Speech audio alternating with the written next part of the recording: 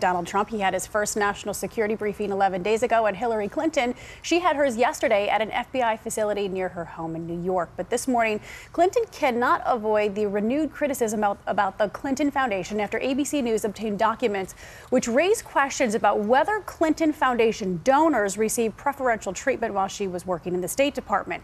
ABC's Devin Dwyer is on the beat for us this morning. Devin, this is a storyline that's not going away for her. That's right, Paula. These new emails provide some fresh insight into the direct ties between Hillary Clinton's State Department and her family foundation, which critics say were too close.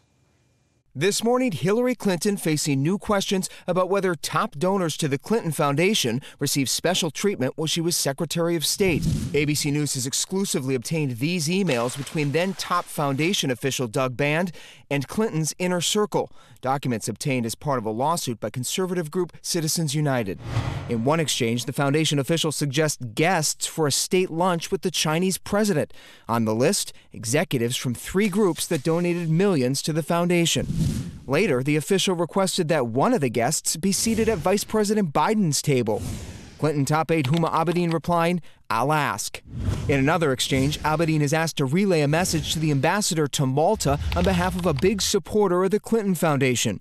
That big supporter donated more than $1 million. Abedin forwards it along, writing, "Just want to pass along for info, no need for action." Donald Trump has seized on the close ties. It's hard to tell where the Clinton Foundation ends and where the State Department begins. The State Department denies foundation donors got any special favors. My work as Secretary of State was not influenced by any outside forces.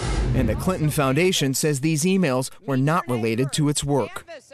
Now, when asked about those official guest lists, both the State Department and Clinton campaign tell us they believe it's not inappropriate for outside groups such as the foundation to offer suggestions. Dan and Paula. And that gets to the issue we want to discuss with Martha Raddatz. Devin, thank you. As we said, for more on all this, we're going to bring in our chief foreign affairs correspondent, Martha Raddatz, who's also in Washington. She's going to be hosting This Week later this morning. Martha, you covered the State Department for years. How unusual is it really to have this kind of coordination between the Clinton Foundation and Secretary Clinton's government staff? Well, it's not uncommon that people inside and outside the government are in touch and even asking for favors. But these emails are between Clinton Foundation staff and Secretary Clinton's senior staff on behalf of those major donors to the foundation. So that's the real issue here. Were they getting favors from the State Department because of their donations to the foundation? There's been nothing proven, but lots of questions about even the appearance of a conflict, Dan. And Martha, it's only August. Do you think that this conservative group, Citizens United, that's releasing these emails, do you think they may have an even bigger bomb to drop come October? Well, Paula, what we do know is that Clinton and her lawyers say she turned over all work-related emails to the State Department from her private server, and yet the FBI found nearly 15,000 more during their investigation.